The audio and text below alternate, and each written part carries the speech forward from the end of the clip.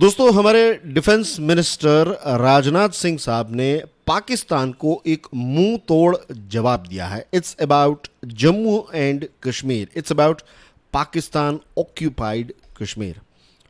उनका स्टेटमेंट जो है वो ये रहा है कि India does not need to work much to take back Pakistan occupied Kashmir. पता है इसका मतलब क्या है? कि भारत को उतनी ज्यादा मेहनत नहीं करनी पड़ेगी अगर हमें पीओके, पाकिस्तान ऑक्यूपाइड कश्मीर, कश्मीर का जो एक पोर्शन, जमीन का एक पोर्शन जो पाकिस्तान ने इलीगली अपने कंट्रोल में ले लिया है, इसको वापस लेने में भारत को उतनी ज्यादा मेहनत नहीं करनी पड़ेगी। ऐसा एक बड़ा स्टेटमेंट, एक मुंह तोड़ जवाब हमारे डिफेंस मिनिस्टर ने पाकिस्तान को दिया है। उन्होंने ये भी सलाह दी है पाकिस्तान को कि आप अपने घर में जो चल रहे हैं प्रॉब्लम्स, उस पर फोकस कीजिए, दूसरे देशों पर उंगली उठाना जो है वो बंद कर दीजिए। अब ये बात आई कहां से? इंडिया और यूएसए ने एक जॉइंट स्टेटमेंट दिया था।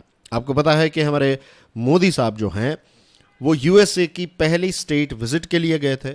दोनों देशों के बीच में बहुत सारे एग्रीमेंट्स हुए, बहुत सारी बातचीत हुई, बहुत सारे विषयों पर हमने भी डिस्कशन की। तो इस जॉइंट स्टेटमेंट में पाकिस्तान का नाम लिया गया था और दोनों देशों के जो लीडर्स हैं, बाइडेन साहब और मोदी साहब ने जो क्रॉस बॉर्डर टेररिज्म है इसको कंडेम किया, यानी कि ऑफिशियली इसकी निंदा की। और यह भी कहा अपने जॉइंट स्टेटमेंट में कि पाकिस्तान को जल्द से जल्द इमीडिएट एक्शन लेने की ज़रूरत है ताकि पाकिस्तान की जो ज़मीन है, पाकिस्तान की टेरिटरी का इस्तेमाल किसी दूसरे देश पर टेररिस्ट अटैक्स करने के लिए यूज़ ना किया जाए। तो ये एक बड़ा स्टेटमेंट इंडिया और यूएसए ने इश्यू किया और इस पर पाकिस्तान की जो फॉरेन मिनिस्ट्री है उसने हर बार की तरह भारत पर यह इल्ज़ाम लगाया कि भारत इस्लामाबाद पर एक्सट्रीमिज़म का इल्ज़ाम लगाता रहता है, लेकिन कश्मीर में जो माइनॉरिटीज़ हैं उनके साथ किस प्रकार की ट्रीटमेंट भारत कर रहा है ये पूरी दुनिया जानती है। तो इस प्रकार के स्टेटमेंट्स देने में पाकिस्तान के पास, आई थिंक उनके पास ऐसी कुछ चीज़ें जो हैं वो लिखी हुई रहेगी और वो हर बार इन चीज़ों को कॉपी पेस्ट ही करते हैं। शब्द जो है वो यहाँ वहाँ चेंज कर लेते हैं कुछ बार, लेकिन ये कॉपी पेस्ट मटेरियल ही होता है उनका। इसमें कोई नई चीज़ वो ऐड भी नहीं करते, इतनी भी तकलीफ नहीं लेते हैं कि कोई नई चीज़ वो बताए। हमेशा बस एक ही बात कि कश्मीर में माइनॉरिटीज़ के साथ इस प्रकार की ट्रीटमेंट हो रही है, कश्मीर में माइनॉरिटीज़ के साथ ये हो रहा है, वो हो रहा है, इस प्रकार की बातें जो है वो पाकिस्तान एक लंबे समय से करता आया है। राजनाथ सिंह साहब बेसिकली एक सिक्योरिटी कॉन्फ्रेंस जो जम्मू एंड कश्मीर में जो बीजेपी हैं उन्होंने ये कॉन्फ्रेंस ऑर्गेनाइज की थी। ये जम्मू यूनिवर्सिटी का जो जनरल जोरावर सिंह ऑडिटोरियम है वहाँ पर एड्रेस करते हुए राजनाथ सिंह साहब ने कहा कि I want to clearly tell Pakistan that it will not get anything by repeatedly raising the bogey of Kashmir. बार बार आप कश्मीर का नाम लेते रहेंगे, आपको इससे कोई भी लाभ प्राप्त नहीं होगा। आप अपना घर संभालिए। राइट। उन्होंने ये भी कहा जिस प्रकार की सिचुएशन आपके घर में चल रही है, राइट, इकोनॉमिकल इश्यूज चल रहे हैं, सिक्योरिटी के इश्यूज चल रहे हैं, तालिबान को आपको रिक्वेस्ट करनी पड़ रही है कि तारीख है तालिबान पाकिस्तान जो एक आतंकवादी ग्रुप है उनको आपकी सरकार, आपकी द एस्टैब्लिशमेंट या फिर आपकी जो द डीप स्टेट है, यानी कि आपकी मिलिट्री प्लस आपकी आईएसआई जिनको डीप स्टेट कहते हैं, तो ये आतंकवादी ग्रुप्स को हैंडल नहीं कर पा रहे हैं। आपको तालिबान से मदद लेनी पड़ रही है, आपको उनको बताना पड़ रहा है कि इनका कुछ कीजिए। तो आप अपना घर संभालिए। और राजनाथ सिंह साहब ने यह भी कहा कि it won't be surprising if they lose something. आपके हाथ से ज़मीन चली जाएगी तो इसमें कोई एक सरप्राइज वाली बात बिल्कुल नहीं होगी, इसमें कोई अचंभा नहीं होगा, क्योंकि आपकी सिचुएशन ही ऐसी है। तो घर संभालिए आपका। एक बहुत बड़ा स्टेटमेंट जो है वो हमारे डिफेंस मिनिस्टर ने कहा है। पाकिस्तान ऑक्यूपाइड कश्मीर पर उन्होंने ये भी कहा कि भारत सरकार को बहुत दुख होता है जब पाकिस्तान की सरकार जो है, पाकिस्तान ऑक्यूपाइड कश्मीर में रहने वाले जो लोग हैं उनके ऊपर जब एट्रोसिटीज यानी कि उनके ऊपर जब अत्याचार करती है तो भारत को बहुत दुख होता है।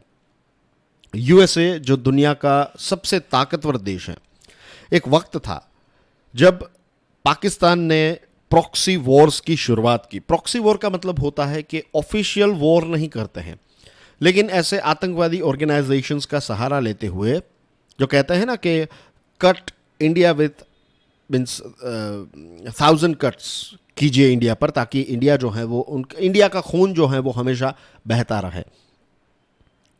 तो जब भारत ने 1990s में यूएसए, यूके, दूसरे वेस्टर्न देशों को जब कंप्लेन करना स्टार्ट किया कि देखिए ये क्रॉस बॉर्डर टेररिज्म जो है ये लॉ एंड ऑर्डर प्रॉब्लम नहीं है, क्योंकि यूएसए और यूके जैसे देश ये कहते थे कि ये टेररिज्म का प्रॉब्लम नहीं है, ये लॉ एंड ऑर्डर का प्रॉब्लम है, तो इनको आप इंटरनली ही सॉल्व कीजिए। तो भारत कहता था कि ये लॉ एंड ऑर्डर का प्रॉब्लम नहीं है, ये एक स्ट्रेटेजी है पाकिस्तान की, ये प्रॉक्सी वॉर का इस्तेमाल करते हुए भारत पर टेररिस्ट अटैक्स कर रहा है। लेकिन उस समय यूएसए इन सारी बातों को मानता नहीं था। लेकिन फिर 9/11 टेरर अटैक हुआ और उसके बाद यूएसए की और वेस्टर्न वर्ल्ड की आंखें जो हैं वो खुल गई, और उसके बाद आज यूएसए और दुनिया के बहुत सारे देश जो हैं वो इस बात को मानते हैं, इस बात को जानते हैं कि पाकिस्तान जैसे देश जो हैं वो टेररिज्म का इस्तेमाल करते हैं। उनकी आर्मी, उनकी इंटेलिजेंस सर्विसेज इस प्रकार के आतंकवादी संगठनों का साथ देती हैं, उनको मिलिट्री ट्रेनिंग देती हैं, उनको हथियार प्रोवाइड करती हैं, उनको टैक्टिक्स सिखाती हैं, उनको स्ट्रेटजीज सिखाती हैं, उनको फंड प्रोवाइड किया जाता है। और टेररिज्म जो है, आतंकवाद जो हैं, ये मानवता के खिलाफ सबसे बड़ा क्राइम है। टेररिज्म एक विचारधारा है। आप टेररिस्ट को गोली मारकर ख़त्म कर सकते हैं, लेकिन इस विचारधारा को अगर ख़त्म करना है तो सबसे ऊपर मानवता की विचारधारा को हमें रखना पड़ेगा। अलग अलग धर्म की जो भी अलग अलग बातें हैं, ये सारी बातों को साइड में रखते हुए हमें as a human being, as a species सोचना पड़ेगा, क्योंकि ये आतंकवादी ग्रुप्स जो हैं इनका पेनिट्रेशन दुनिया के अलग अलग देशों में होने लगा है। अफ्रीका के बहुत सारे ऐसे देश हैं जहां पर आईएसआई और दूसरे ऐसे आतंकवादी ग्रुप्स जो हैं वो इन अफ्रीकन देशों के जो टेररिस्ट ऑर्गेनाइजेशंस हैं, माइक्रो टेररिस्ट ऑर्गेनाइजेशंस को बहुत सारा सपोर्ट प्रोवाइड करते हैं। लेकिन अनफॉर्चुनेटली जो बड़े बड़े देश हैं वो एक दूसरे का साथ नहीं देते हैं। आज भी देखिए यूनाइटेड नेशंस में अगर आप देखेंगे तो टेररिस्ट और टेररिज्म की जो डेफिनेशन है, ऑफिशियल डेफिनेशन, वो आज तक तय नहीं की गई है। और दूसरी तरफ हम देखते हैं कि ये आतंकवादी ग्रुप जो है वो एक दूसरे के साथ अच्छी तरीके से कोलैबोरेट कर रहे हैं। तो ये विचारधारा को अगर ख़त्म करना है तो उसके लिए एक ही विचारधारा हो सकती है, and that is human kind, that is Mankind. मानवतावाद आतंकवाद को ख़त्म कर सकता है। राजनाथ सिंह ने भारत के बारे में ये भी बताया कि बहुत सारे एक्शंस भारत सरकार ने लिए हैं। हमारी पैरामिलिट्री, हमारी जो डिफेंस की फोर्सेस हैं, उन्होंने भी बहुत सारे एक्शंस लिए हैं, मेजर्स लिए हैं, और इनकी वजह से टेरर फंडिंग पर एक बहुत बड़ी ब्रेक लगा पाए हम। वेपन्स और ड्रग्स पर एक बहुत बड़ी ब्रेक लगा पाए हैं। ये वेपन्स और ड्रग्स का जो व्यापार है, इनसे जो पैसे मिलते हैं, ये फंड जो हैं, इसका इस्तेमाल टेररिस्ट ऑर्गेनाइजेशंस हमारे ऊपर ही अटैक करने के लिए यूज़ करती हैं। भारत ने यह भी कहा कि हमने बहुत ही स्ट्रिक्ट एक्शन ली है और इसकी वजह से टेररिज्म का नेटवर्क जो है उसको हम डिस्टॉर्ट करने में कामयाब रहे हैं।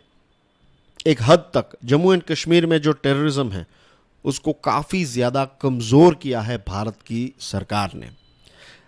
जो 370 और आर्टिकल 370 और 35A, ये दोनों आर्टिकल्स जो हैं इनको हटाया गया, क्योंकि ये दो आर्टिकल्स की वजह से जम्मू एंड कश्मीर के लोग और हमारे देश के बाकी के जो लोग हैं उनके बीच में जो एक यूनिटी है वो यूनिटी नहीं हो पा रही थी। जम्मू एंड कश्मीर के लोग जो हैं वो नेशनल मेन स्ट्रीम में जुड़ नहीं पा रहे थे और हमारे देश के खिलाफ जो एक्शंस ली जा रही थी, तो ये सारी चीज़ों के लिए ये आर्टिकल 370 और आर्टिकल 35A एक बहुत बड़ा हर्डल थे। तो सरकार ने इन आर्टिकल्स को भी हटा दिया। Armed forces special powers act, AFSPA इसको कहते हैं, नॉर्थ ईस्ट इंडिया में से आफ्स्पा को विड्रॉ कर लिया गया है, लार्ज पार्ट में से विड्रॉ कर लिया गया है, कुछ जगहों पर आफ्स्पा अभी हैं। अब सरकार की कोशिश ये है, एक सरकार का लॉन्ग टर्म विजन ये है कि जम्मू एंड कश्मीर में से भी आफ्स्पा जो है उसको हटाया जाए, लेकिन उसके लिए सबसे पहले हमें यहाँ पर पीस यानी कि शांति का वातावरण जो है वो क्रिएट करना पड़ेगा। हमारे APJ अब्दुल कलाम साहब जो हैं वो कहते थे कि अगर किसी देश के पास दुनिया के सारे रिसोर्सेस हैं, उस देश के पास दुनिया की सारी टेक्नोलॉजी है, उस देश के लोग जो हैं, ह्यूमन कैपिटल सबसे अच्छा है, उस देश के पास फूड सिक्योरिटी है, सारी चीज़ें हैं, लेकिन उस देश के पास अगर सिक्योरिटी नहीं है तो वो देश जो है वो इन सारी चीज़ों का सही इस्तेमाल नहीं कर पाएगा। Same thing applies with our Jammu and Kashmir, same thing applies with our Ladakh region as well. अगर यहाँ पर परमानेंट पीस हम अचीव नहीं करेंगे तो यहाँ पर कितनी भी ब्यूटीफुल सीनरीज क्यों ना हो, यहाँ पर कितने भी अच्छे लोग क्यों ना हो, ह्यूमन कैपिटल कितना अच्छा क्यों ना हो, रिसोर्सेज इतने अच्छे क्यों ना हो, हम इनका मैक्सिमम यूटिलाइजेशन हमारे देश के डेवलपमेंट और ग्रोथ के लिए नहीं कर पाएंगे। तो आफ्स्पा को हटाने के लिए सबसे पहले हमें परमानेंट पीस को अचीव करना पड़ेगा। उन्होंने लाइन ऑफ एक्चुअल कंट्रोल जो भारत चाइना के साथ शेयर करता है उसके बारे में भी ये बताया कि भारत की प्रायोरिटी यह है कि पीसफुली ये सेटलमेंट हो जाए।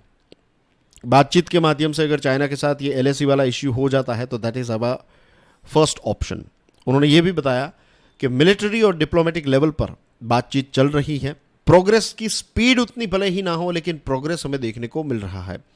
और उन्होंने ये भी एश्योरिटी दी है कि प्राइम मिनिस्टर नरेंद्र मोदी साहब की लीडरशिप के तहत भारत जो है वो अपने फ्रंटियर्स, अपनी डिग्निटी, अपनी इंटीग्रिटी के साथ किसी भी प्रकार का कॉम्प्रोमाइज़, किसी भी प्रकार का समझौता जो है वो नहीं करेगा।